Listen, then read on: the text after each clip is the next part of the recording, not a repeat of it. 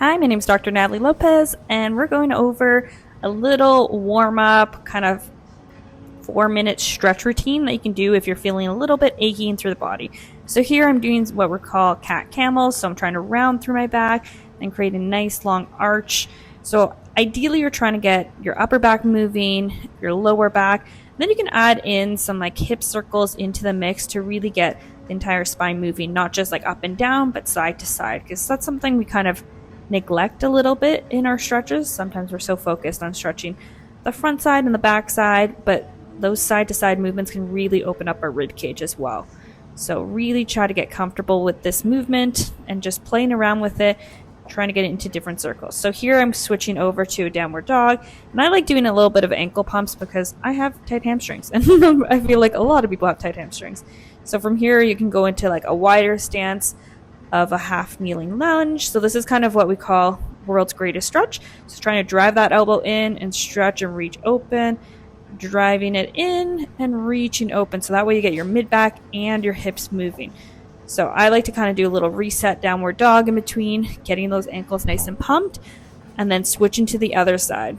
So here I'm trying to rotate, bring my elbow in, driving and looking up. So as you can see, when I bring my arm up, I try to also look to where my hand is so I can kind of get a little bit more rotation through my spine, as well as getting my neck moving too. So this is a really good way to open up the hips as well as that thoracic spine. So here I transition into a seated position to go into our 90-90s. So here I like doing a little side bend so I can get into that rib cage or obliques, really get everything nice and stretched. So trying to open up through here. And then I like going back into the front to stretch out the glutes. And I like to play around with the ankles. You'll kind of notice some positions might feel a little bit tighter than others. So here again, doing that nice side bend. And I like to do a few little rounds just to make sure I get in a little deeper. And this is really good if you're going back and forth before you do many movements. So let's say like before a workout, or if you're going to go for a bike ride, anything to kind of get the body moving that way.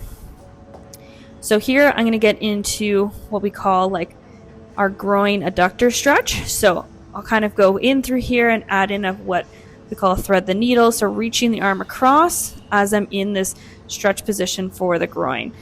So this one you want to reach up through, get a little bit more rotation each time, and you kind of hit two birds, one stone. So now I'm going to switch to the other side.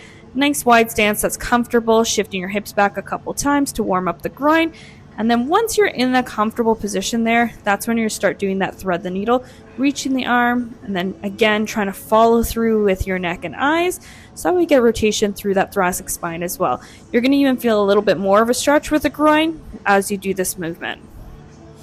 So play around with this one. You can do as much or as little as you'd like for this movement.